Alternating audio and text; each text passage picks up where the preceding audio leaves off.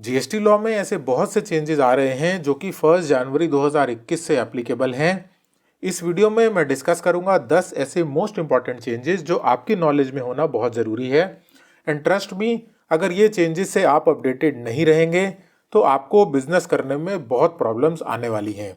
तो इसलिए मेरा ये सजेशन है कि अगर आप बिजनेस करते हैं या आप टैक्स प्रैक्टिशनर हैं, इस वीडियो को एंड तक ज़रूर देखिए, बिकॉज मैंने बहुत ध्यान से इन 10 इंपॉर्टेंट चेंजेस को कंपाइल किया है आपके लिए एक ही जगह पर, ताकि आपको इधर उधर भटकना ना पड़े।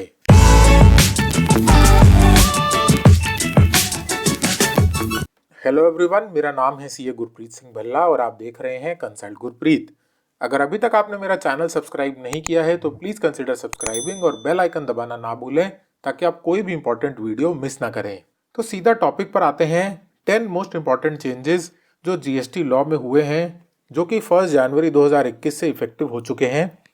आपके लिए वीडियो बहुत इंपॉर्टेंट रहने वाला है, बिल्कुल इसको ध्यान से समझिएगा क्या क्या चेंजेस हैं, बिकॉज ये जो चेंजेस हैं ये रूल्स में किए गए हैं और कई जगह लॉ में भी किए गए हैं, जिसकी वजह से आपका day to day business activities पर बहुत ही बड़ा इम्पैक्ट आने वाला है।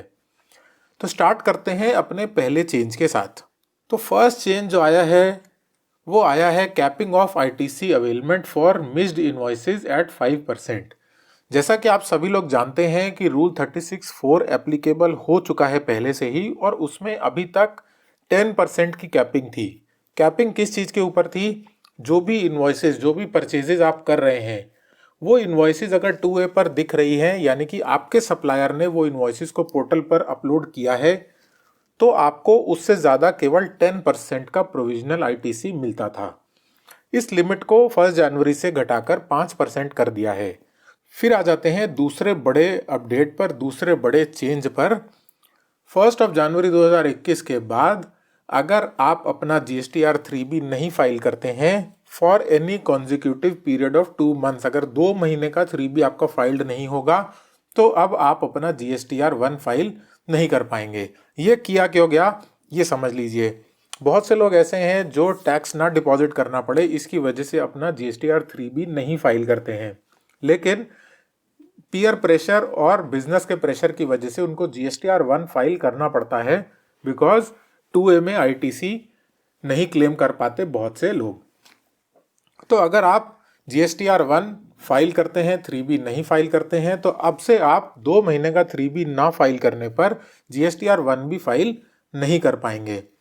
और हाँ, आगे चल के जनवरी के बाद से आपके पास चॉइस है कि आप क्वार्टरली 3B भी फाइल कर सकते हैं QRMP स्कीम के थ्रू। तो अगर आप QRMP स्कीम में ऑप्ट करते हैं तो एक 3B यानी कि एक क्वार्टर का 3B अगर आप नहीं फाइल करते हैं तो भी आपका GSTR 1 ब्लॉक कर दिया जाएगा। उसके बाद जो थर्ड इम्पॉर्टेंट चेंज है वो है GST रजिस्ट्रेशन। तो जैसा कि आप सब लोग जानते हैं कि न्यू GST रजिस्ट्रेशन अगर आप अप्लाई करते हैं तो उसमें 3 डेज का पीरियड है। अगर आप KYC ऑथेंटिकेट करवाते हैं, आप आधार ऑथेंटिकेशन के थ्रू रजिस्ट्रेशन करवाते हैं, तो अभी तक 3 दिन का समय था, आपको रजिस्ट्रेशन ग्रांट हो जाता था, डीम्ड अप्रूवल हो जाता था। और अगर आप नहीं करते थे आधार ऑथेंटिकेशन तो 30 डेज का टाइम था।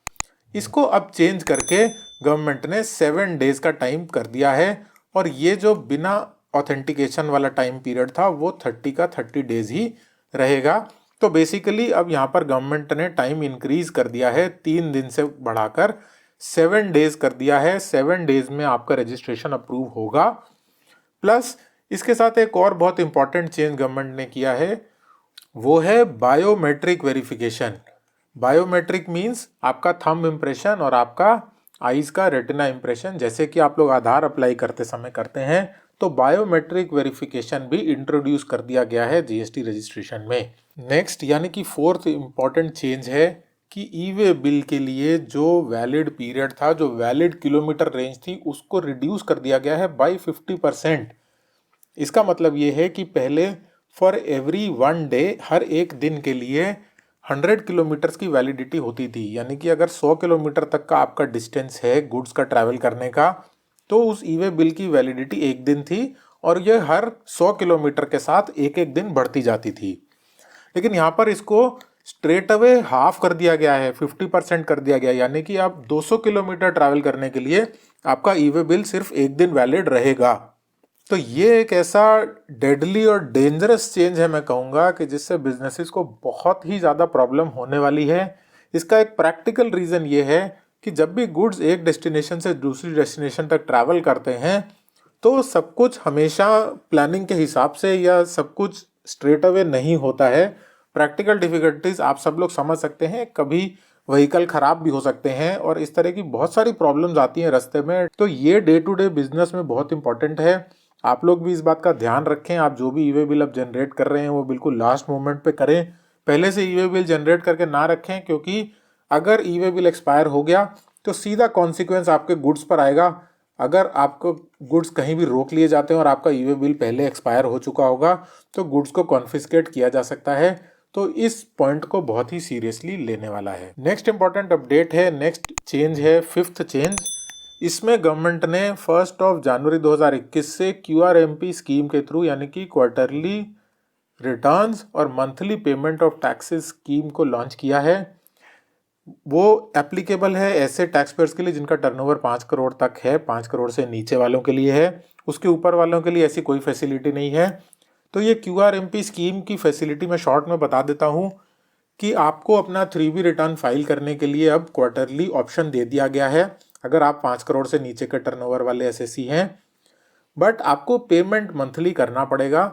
तो गवर्नमेंट ने अपनी तरफ से तो कुछ रिलीफ दिया है कि आपको क्वार्टरली रिटर्न फाइल करना पड़ेगा 3B, आपको हर महीने 3B फाइल करने की ज़रूरत नहीं है।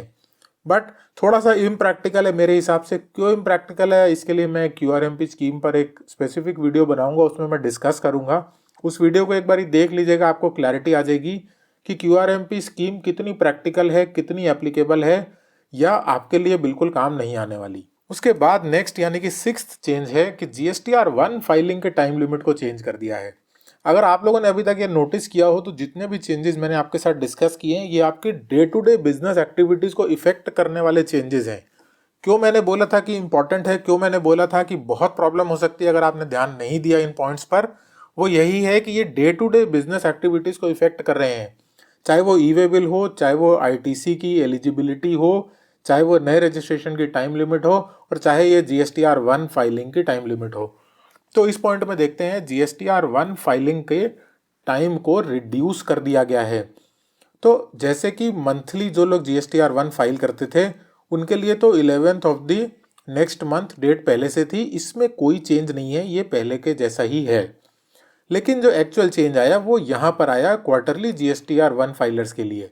तो अगर आप क्वार्टरली GSTR 1 फाइल करते हैं या बाय डिफ़ॉल्ट आपको ऑप्शन चूज हो जाता है, तो जिसको ये नहीं पता मैं एक शॉर्ट में अपडेट कर देता हूँ। पोर्टल पर आपके पास अभी टाइम है 31 जनवरी तक ये चूज़ करने के लिए कि आप अपना GSTR 1 and 3B quarterly file करना चाहते हैं या मंथली फाइल करना चाहते हैं। And if you choose quarterly तो आपके लिए क्वार्टर ख़त्म होने के बाद 13th day of the month हो जाएगी।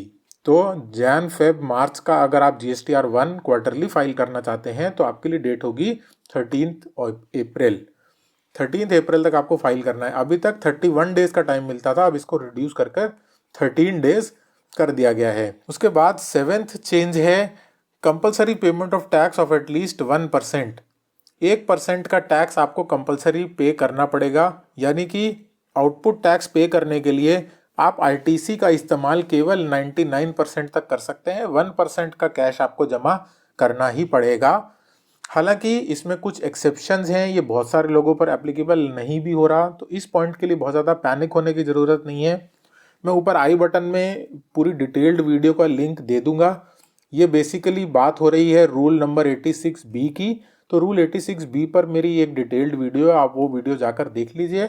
8th इंपॉर्टेंट चेंज है ई इनवॉइसिंग अब एप्लीकेबल कर दी गई है कुछ ऐसे असेसीज के लिए जिनका aggregate turnover in any preceding financial year from 17-18 onwards. तो फाइनेंशियल ईयर 17-18 के बाद अगर किसी भी फाइनेंशियल ईयर में आपका टर्नओवर 100 करोड़ से एक्सीड किया है तो आपके ऊपर ई इनवॉइसिंग एप्लीकेबल हो गई है फ्रॉम 1 जनवरी 2021।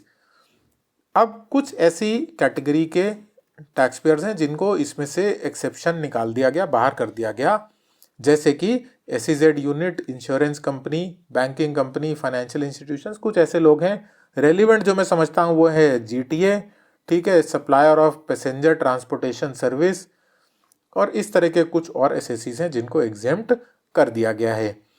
उसके बाद 9th इंपॉर्टेंट अपडेट है। ये अपडेट स्पेशली उन लोगों के लिए है जो GST के साथ प्रॉपरली कंप्लायंसेस नहीं करते हैं, जो कहीं ना कहीं ढिलाई बरतते हैं फॉर GST कंप्लायंसेस या GST के प्रोविजंस को सही से फॉलो नहीं करते हैं। तो बेसिकली गवर्नमेंट स्ट्रिक्ट होती जा रही है ऐसे लोगों के लिए जो GST प्रोविजंस को ठीक से फॉलो नहीं कर रहे हैं। तो ये है सस्पेंशन और कैंसिलेशन ऑफ GST रजिस्ट्रेशन। तो अब आपका GST रजिस्ट्रेशन कैंसिल हो सकता है या सस्पेंड हो सकता है फॉर ये अगर ये 3 गलतियां आप करते हैं प्राइमा फेसी। तो पहली गलती है आप गलत ITC ले लेते हैं। तो ITC लेने की जो भी रिस्ट्रिक्शंस हैं या जो भी कंडीशंस हैं आप उनको पूरी तरह से अगर फॉलो नहीं करते हैं तो आपका GST रजिस्ट्रेशन कैंसिल या सस्पेंड हो सकता है।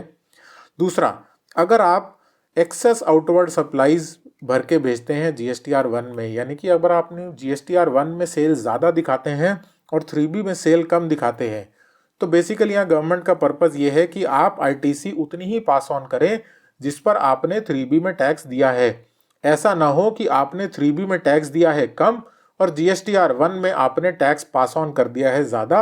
अगर आप ऐसा करेंगे तो GST रजिस्ट्रेशन कैंसिल या सस्पेंड हो जाएगा। तीसरा है violates rule 86B। Rule 86B अभी मैंने एक पॉइंट पहले ही डिस्कस किया था। 1% कैश में आपको जमा करना ही करना है। अगर आपके ऊपर ये रूल एप्लीकेबल है और आप फॉलो नहीं कर रहे हैं तो आपका GST रजिस्ट्रेशन कैंसिल हो सकता है। सर कैंसिल हो सकता है, इसके लिए तो वो हमें शो कॉज नोटिस देंगे, बिना हियरिंग के तो कैंसिल कर ही नहीं सकते। नो, यही एक इम्पॉर्टेंट पॉइंट है। इसमें एक बहुत रेलिवेंट बात है कि अगर आप इन 3 गलतियों की वजह से आपका रजिस्ट्रेशन कैंसिल होता है तो ऑफिसर के पास, आपका जो प्रॉपर ऑफिसर उसके पास चॉइस है, वो बिना शो कॉज नोटिस दिए भी आपका रजिस्ट्रेशन कैंसिल कर सकता है। आपको प्रॉपर हियरिंग देने की ज़रूरत नहीं है लॉ के हिसाब से। लेकिन यहाँ पर मैं थोड़ा सा डिसएग्री करता हूँ इस लॉ से। लॉ में ये चेंजेस, रूल्स में चेंजेस ये कर तो दिए, लेकिन एक्चुअली में प्रॉपर हियरिंग दिए बिना कोई भी एक्शन लेना गवर्नमेंट का, ये तो कॉन्स्टिट्यूशनल राइट्स के अगेंस्ट हो गया है। बट फिलहाल जो है वो आपके सामने मैंने डिस्कस किया। उसके बाद बहुत इंपॉर्टेंट चेंज, ये भी आपके डे टू डे बिजनेस को बहुत इफेक्ट करेगा। 10th चेंज है, ये लास्ट चेंज है बट नॉट द लीस्ट। अभी तक आप लोगों को पता है कि डेबिट नोट्स जो भी हम लोग को इशू करने होते हैं, अगर उस पर हमें ITC लेना है तो डेबिट नोट्स पर ITC आप साल खत्म होने के 6 महीने के अंदर ही ले सकते हैं। एंड आपको साल कौन सा देखना होता है? जिस फाइनेंशियल ईयर में आपने इनवॉइस इशू करी है। तो आपके इनवॉइस इशू करने वाले फाइनेंशियल ईयर खत्म होने के बाद 6 मंथ्स तक का टाइम था आपके पास डेबिट नोट इशू करने का और उस पर ITC का ट्रीटमेंट करने का। लेकिन यहाँ पर अब डेबिट नोट की डेट से इसकी डीलिंकिंग कर दी गई है, इसकी लिंकिंग खत्म कर दी गई है, विच मीन्स अब 6 महीने के नहीं, आपके पास कोई भी टाइम लिमिट नहीं है। आप बाद में डेबिट नोट इशू करते हैं 6 महीने बाद, 1 साल बाद, 2 साल बाद, जब भी डेबिट नोट इशू होगा तब आप उसका ऊपर ITC अवेल कर सकते हैं। 6 मंथ्स का रिस्ट्रिक्शन अब खत्म कर दिया गया है। तो ये थे 10 मोस्ट इंपॉर्टेंट चेंजेस। मैं फिर से यहाँ पर क्लैरिफाई कर दूँ, चेंजेस तो 10 से ज़्यादा हैं, लेकिन जो आपकी डे टू डे एक्टिविटीज़ को इफेक्ट कर रहे हैं वही 10 चेंजेस मैंने यहाँ पर डिस्कस किए हैं। अगर आपको ये वीडियो हेल्पफुल लगा हो या आपको लगता है इनमें से कोई भी पॉइंट आपके किसी साथी, आपके किसी दोस्त को मदद कर सकता है, तो इस वीडियो को ज़्यादा से ज़्यादा लोगों के साथ शेयर करें। Thank you so much for watching the video.